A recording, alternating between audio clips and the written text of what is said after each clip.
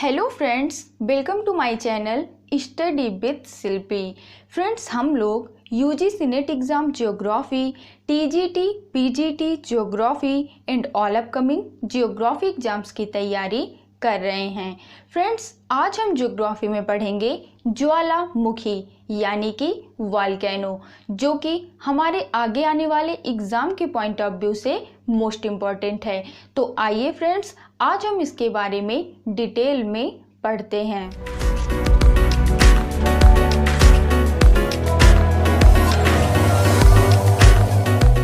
Okay friends, ज्वालामुखी यानी कि volcano.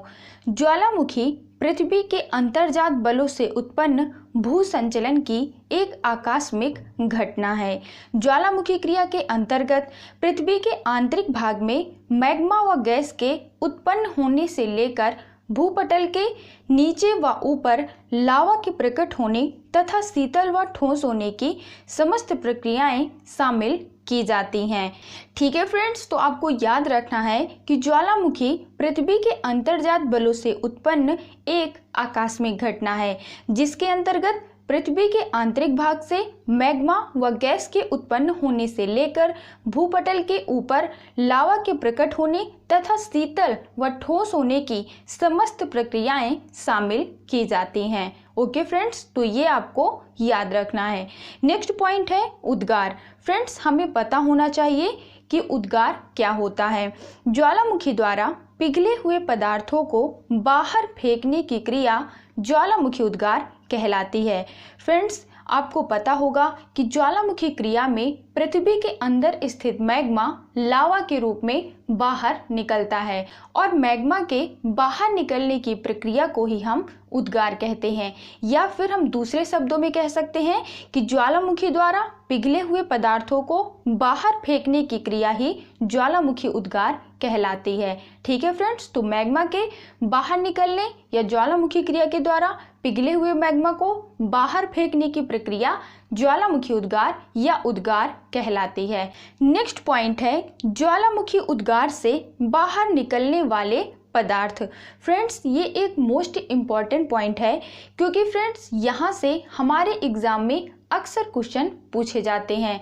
तो फ्रेंड्स, हमें पता होना चाहिए कि ज्वालामुखी उद्गार से कौन कौन से पदार्थ निकलते हैं।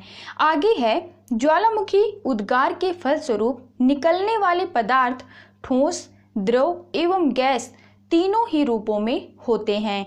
गैसें तीव्र विस्फोट के साथ धरातल को तोड़कर बाहर निकलती हैं। फ्रेंड्स, आपको याद रखना है कि ज्वालामुखी उद्गार के फलस्वरूप जो पदार्थ निकलते हैं वह पदार्थ ठोस, द्रव, गैस तीनों ही रूपों में होते हैं, और जो गैसें होती हैं वो तीव्र विस्फोट के साथ धरातल को तोड़कर बाहर निकलती हैं। नेक्स्ट पॉइंट है गैसें। गैसों में 80 से 90% भाग जलवाष्प यानी कि हाइड्रोजन एवं ऑक्सीजन का होता है। अन्य गैसों में कार्बन डाइऑक्साइड, सल्फर डाइऑक्साइड आदि गैसें होती हैं। फ्रेंड्स, ये भी एक मोस्ट इम्पॉर्टेंट पॉइंट है, क्योंकि ये एग्जाम में कई बार पूछा जा चुका है कि ज्वालामुखी उद्गार में सबसे अधिक मात्रा में कौन सी गैस निकलती है। तो फ्रेंड्स, अब आपको याद रखना है कि ज्वालामुखी उद्गार से जो सबसे अधिक मात्रा में गैस निकलती है वह गैस है जलवाष्प, जो कि हाइड्रोजन और ऑक्सीजन से मिलकर बना होता है। और फ्रेंड्स, आपको यह भी याद रखना है कि 80 से 90% तक का भाग जलवाष्प का होता है, और अन्य गैसों में कार्बन डाइऑक्साइड, सल्फर डाइऑक्साइड आदि गैसें होती हैं। ठीक है फ्रेंड्स। नेक्स्ट पॉइंट है लावा। ज्वालामुखी उद्गार में चिपचिपा या पिघला पदार्थ बाहर निकलता है, इसे ही लावा कहते हैं। यह लावा दो प्रकार का होता है। ठीक है फ्रेंड्स, तो आपको याद रखना है कि लावा किसे कहते हैं। ज्वालामुखी उद्गार में चिपचिपा या पिघला पदार्थ बाहर निकलता है, इसे ही लावा कहते हैं। फ्रेंड्स, यहाँ पर एक पॉइंट मोस्ट इम्पॉर्टेंट है जो कि अक्सर एग्जाम में पूछा जाता है। आपको याद रखना है कि यह लावा जब धरातल के अंदर होता है तब इसे मैग्मा कहते हैं, और जब यह मैग्मा धरातल के बाहर निकल आता है तब हम इसको लावा कहते हैं। तो अब आप याद रखेंगे कि लावा क्या होता है और मैग्मा क्या होता है, क्योंकि फ्रेंड्स ये अक्सर एग्जाम में पूछ लिया जाता है। ठीक है फ्रेंड्स, तो फ्रेंड्स यह लावा दो प्रकार का होता है, जिसमें सबसे पहला है अम्लीय लावा। यह गाढ़ा लावा होता है जिसमें सिलिका की मात्रा अधिक यानी 75% होती है। फ्रेंड्स ये भी एग्जाम में पूछ लिया जाता है कि अम्लीय लावा में सिलिका की मात्रा कितने प्रतिशत होती है। तो अब आपको याद रखना है कि अम्लीय लावा में सिलिका की मात्रा अधिक यानी कि 75% तक होती है और यह एक गाढ़ा लावा होता है। दूसरा है बेसिक या पैठिक लावा। यह पतला होता है जिसमें सिलिका की मात्रा कम होती है। पतला होने के कारण यह लावा अधिक दूर तक बहकर फैल जाता है, फलस्वरूप पठार का निर्माण होता है। फ्रेंड्स एग्जाम में यह भी पूछा जा चुका है कि पठार का निर्माण किस प्रकार के लावा के द्वारा होता है। तो अब आप याद रखेंगे कि पठार का निर्माण बेसिक या पैठिक लावा के द्वारा होता है, जिसमें सिलिका की मात्रा कम होती है और जिसके कारण यह लावा पतला होता है और दूर तक फैलकर पठार का निर्माण करता है।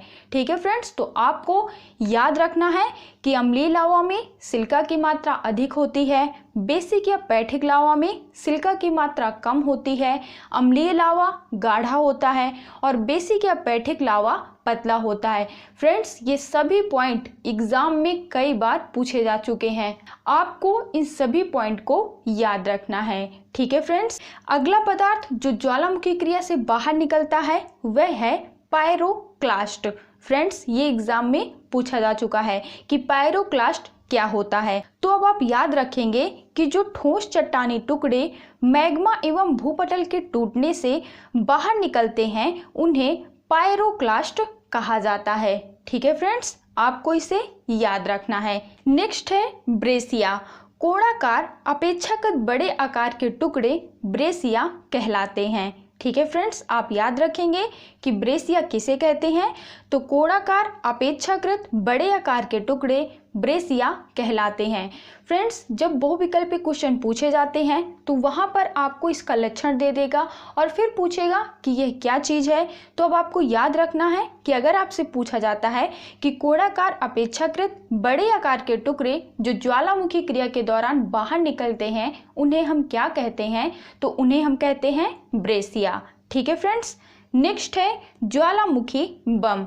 जब पिघला हुआ लावा ऊंचाई तक फेंका जाता है तो वह जमीन पर गिरने से पहले जमकर गोल, अंडाकार या नाशपाती नुमा आकार ले लेता है, जिसे ज्वालामुखी बम कहा जाता है। फ्रेंड्स यह भी एग्जाम में पूछा जा चुका है कि ज्वालामुखी बम किसे कहते हैं। तो अब आपको याद रखना है कि जब पिघला हुआ पदार्थ या लावा ऊंचाई तक फेंका जाता है तो वह जमीन में गिरने से पहले जमकर ठोस, अंडाकार या नाशपाती नुमा आकार ले लेता है और इसी को हम ज्वालामुखी बम कहते हैं। नेक्स्ट है सिंडर। बाहर हवा में उड़ा हुआ लावा शीघ्र ही ठंडा होकर छोटे ठोस टुकड़ों में बदल जाता है। इसे सिंडर या फिर ज्वालामुखी राख या अंगार कहते हैं। फ्रेंड्स ज्वालामुखी क्रिया के दौरान जो पदार्थ बाहर निकलते हैं उनमें कुछ पदार्थ ऐसे होते हैं जो हवा में उड़ने लगते हैं और शीघ्र ही ठंडे होकर छोटे टुकड़ों में बदल जाते हैं और इसे ही हम क्या कहते हैं, सिंडर कहते हैं या फिर ज्वालामुखी राख या अंगार कहते हैं। नेक्स्ट है लैपिली, जो कि एग्जाम में कई बार पूछी जा चुकी है। आपको याद रखना है कि लैपिली क्या होती है। लैपिली ज्वालामुखी के वे टुकड़े जो मटर के दाने या अखरोट के आकार के बराबर होते हैं लैपिली कहते हैं। फ्रेंड्स यह भी एग्जाम में कई बार पूछा जा चुका है कि ज्वालामुखी के वे टुकड़े जो मटर के दाने या अखरोट के आकार के होते हैं उन्हें हम क्या कहते हैं। तो अब आप याद रखेंगे कि उन्हें हम लैपिली कहते हैं। नेक्स्ट है स्कोरिया। लैपिली से भी छोटे टुकड़ों को स्कोरिया कहा जाता है। ठीक है फ्रेंड्स, तो लैपिली क्या होते हैं, मटर के दाने या फिर अखरोट के आकार के जो टुकड़े होते हैं उन्हें हम लैपिली कहते हैं और लैपिली से भी छोटे टुकड़ों को हम स्कोरिया कहते हैं। ठीक है फ्रेंड्स, आई होप कि आपको क्लियर हो गया होगा। नेक्स्ट है प्यूमिस। यह भी एग्जाम में पूछा जा चुका है कि प्यूमिस किसे कहते हैं? तो फ्रेंड्स, कुछ शिलाखंड काफ़ी हल्के एवं छिद्रदार होते हैं जो लावा के झाग से बने होते हैं। इन्हें हम प्यूमिस कहते हैं। मोस्ट इम्पॉर्टेंट है कि लावा के झाग से बने छिद्रदार हल्के शिलाखंडों को हम प्यूमिस कहते हैं। ओके फ्रेंड्स, नेक्स्ट है टफ। ज्वालामुखी धूल एवं राख, लेपली आदि के जमा होने से जो चट्टान बनती है उसे टफ कहा जाता है। फ्रेंड्स, आपको याद रखना है कि ज्वालामुखी क्रिया के दौरान धूल एवं राख, लेपली आदि के जमा होने से जो चट्टान बनती है उसे हम टफ कहते हैं। क्या कहते हैं फ्रेंड्स? टफ कहते हैं। ज्वालामुखी क्रिया के दौरान जो भी पदार्थ निकलते हैं उनके जमा होने से जो चट्टान बनती है उसे हम टफ कहते हैं। नेक्स्ट है कल्डेरा। जब धसाव या अन्य कारण से ज्वालामुखी विवर या क्रेटर का विस्तार अधिक हो जाता है उसे कल्डेरा कहते हैं।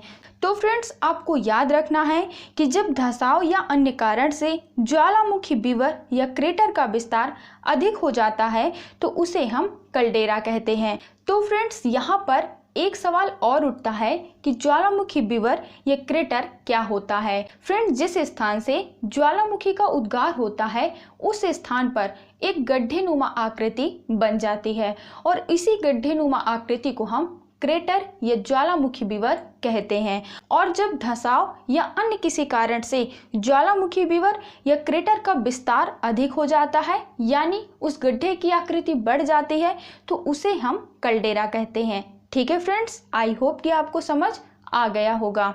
तो ये था ज्वालामुखी और ज्वालामुखी क्रिया से बाहर निकलने वाले पदार्थों से संबंधित एक मोस्ट इम्पॉर्टेंट वीडियो, जिससे एग्जाम में कई सारे क्वेश्चन पूछे जा चुके हैं और आगे आने वाले एग्जाम में भी ज़रूर पूछे जाएंगे। आई होप कि आपको ये वीडियो पसंद आया होगा। मिलते हैं हमारी नेक्स्ट वीडियो में। Thank you for watching this video.